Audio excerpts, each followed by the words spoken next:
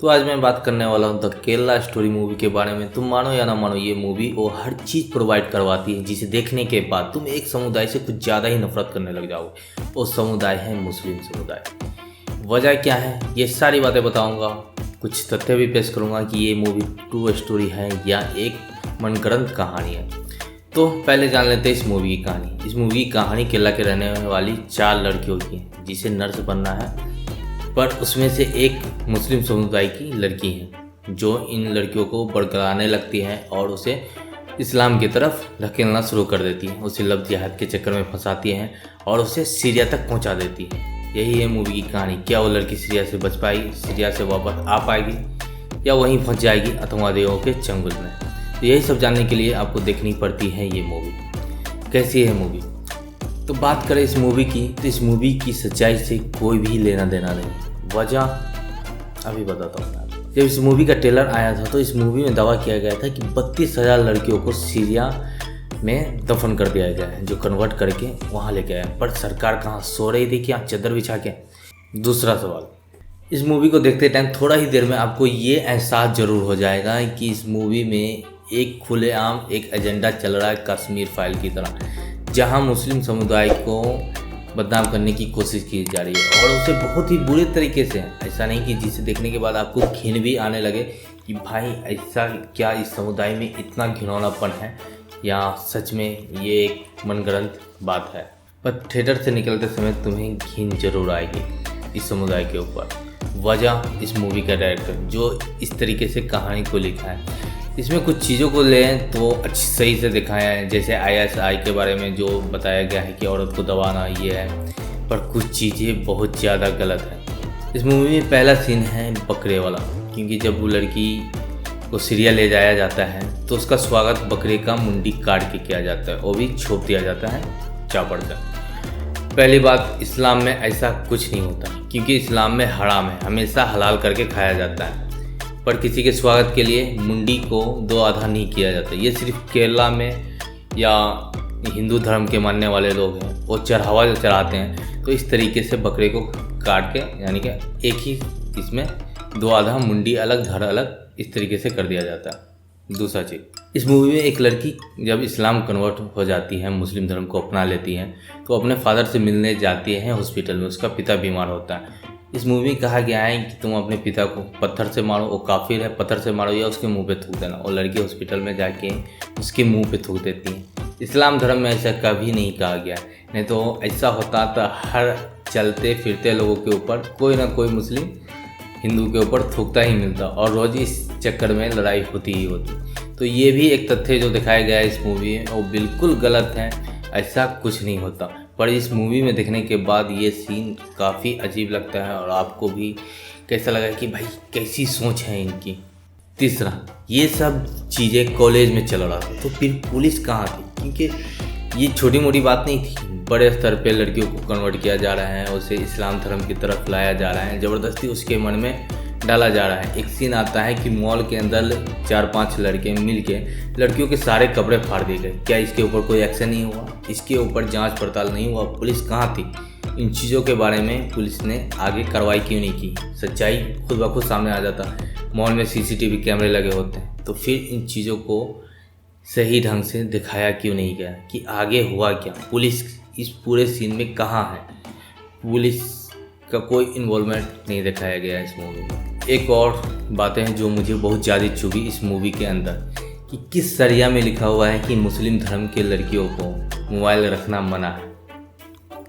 क्या आपने इंडिया में किसी भी मुस्लिम लड़की को अपने आसपास, कोई भी हो, नॉर्मल सी बात है, आपके कॉलेज फ्रेंड हो या स्कूल फ्रेंड हो, उसके पास मोबाइल नहीं देखा, या किसी मुस्लिम औरत के पास आपने मोबाइल नहीं देखा है? ये डायरेक्टर सच में मुझे लगता है कि गांजा फूंक के इस मूवी की कहानी लिख रहा था और उसे फिल्मा भी रहा था। अगर तुम्हें कुछ पता नहीं है तो कुछ लोगों से बैठ के साथ में बैठ के उससे पूछ लो कि भाई हाँ यार तुम्हारे, यार शाहरुख खान से पूछ लो या आमिर खान से, या कोई खान से पूछो चाहे नहीं पूछो, उससे पूछ लो कि यार तुम्हारी बहन तो नॉर्मल ज़िंदगी जी रही है भाई, क्या तुम्हारी बहन मोबाइल नहीं यूज करती?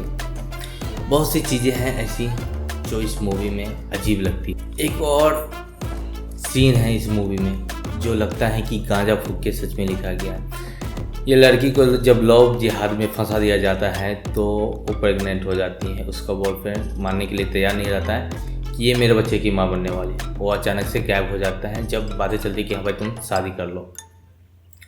तो ये फिर लड़की एक मौलाना के पास जाती है और उससे किसी और लड़के के साथ शादी करवाने के लिए। भाई कितनी भी अनपढ़ गवार पागल भी हो ना, तो वो लड़की कभी ऐसा कर ही नहीं सकती कि अरे भाई किसी से उसने प्यार किया है। ऐसे नहीं, वो गई थी बस मज़े के लिए, उसने बच्चे पैदा कर लिए। किसी से उसने प्यार किया था। और क्या इस्लाम कन्वर्ट करने के बाद है कि भाई चलते फिरते एक ने छोड़ा दूसरे से शादी कर लो, ऐसा बिल्कुल भी नहीं होता। बहुत ही गलत तरीके से है। हमेशा इस्लाम में एक और चीज़ है कि हमेशा अगर आप धर्म कन्वर्ट करते हो तो आप अपने दिल से कर सकते हो, कोई आपको ज़बरदस्ती नहीं करवा सकता। अगर ज़बरदस्ती करना ही होता तो सारी दुनिया में किसी न किसी के गर्दन पे गन रख के बोलता है कि हाँ इस्लाम कन्वर्ट भी कर लोगे तो कितना दिन आप मुसलमान रहोगे? 2, 4, 6 दिन, 8 दिन, 10 दिन, फिर आप अपने धर्म की तरफ खींची जाओगे। अगर मन से किया है तो चीज़ें हमेशा आपके अंदर रहेगी। जैसे प्यार को ही ले लो, अगर आपने सच्चे दिल से किसी से प्यार किया है तो लोग उसके लिए मर जाते हैं।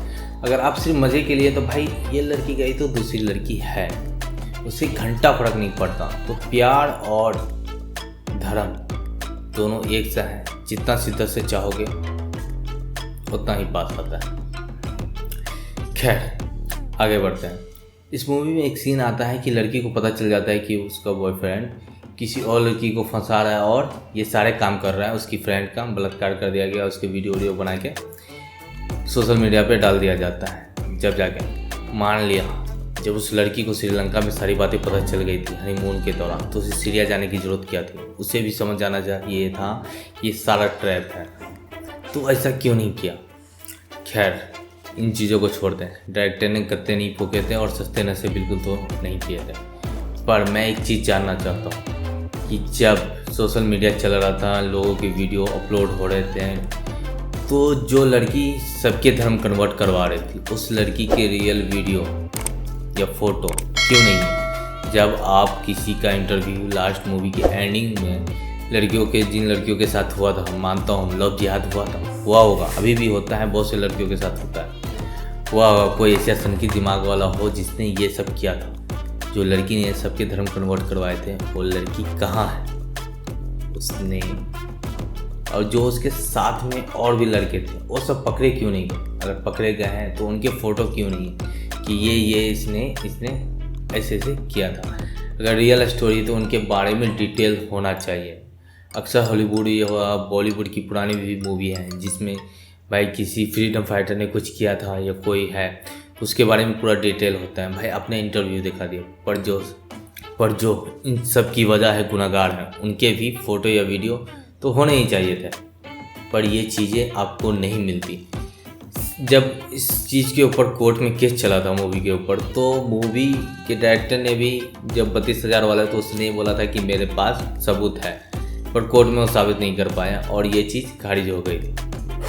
तो सिंपल सी बात है कि ये बस एक लव जिहाद वाला मामला है। जो सन के लड़के होते हैं या सन की फैमिली होती है, किसी के साथ ज़बरदस्ती धर्म कन्वर्ट करवाती है, पर ये उन लोगों की सोच थी। बस इसको ऐसे वाला तरीका दे के लोगों के सामने पेश कर दिया गया और ये राजनीति मुद्दा भी बन रहा है क्योंकि मोदी जी ने भी बोले दिया कुछ इसके बारे में। तो खैर इन चीज़ों को छोड़ो, अगर मूवी आपको समझ में आती है, और कुछ सीन है, एक्टिंग है, डायरेक्शन है, बैकग्राउंड म्यूजिक है, ये सब बढ़िया है। ये नहीं कह सकते कि मूवी पूरी तरीके से ख़राब, पर मूवी का जो मेन प्लॉट और बहुत ही ख़राब है। लोगों के अंदर कुछ विपरीत सोच डाल सकते हैं। तो खैर इस मूवी को सिर्फ ऐसा मत बनाओ कि अपना पैसा झोली भर लें, इसकी वजह से किसी की जान भी जा सकती है और किसी का सच्चा प्यार को आप लव जिहाद का नाम देके उस लड़के को भी मार सकते हो, या वो जेल जा सकता है या यूपीए लग सकता है, बहुत ही कुछ हो सकता है। पर मूवी बहुत बड़ा मार्गदर्शन होता है समाज के लिए। तो खैर इन सब चीज़ों को सोच के काम करना चाहिए। अग्निहोत्री की तरह कश्मीर फाइल बना दिया, हिंदू का बहुत बड़ा भक्त बना दिया जो खुद बीफ खाता था। तो खैर इन चीज़ों को समझना चाहिए और व्हाट्सअप यूनिवर्सिटी से आपको दूर भी रहना चाहिए। तो खैर आज के लिए इतना ही, मिलते हैं अगले वीडियो में। जब तक के लिए गुड बाय। और वीडियो अच्छा लगा हो तो लाइक सब्सक्राइब जरूर कर देना। Thank you for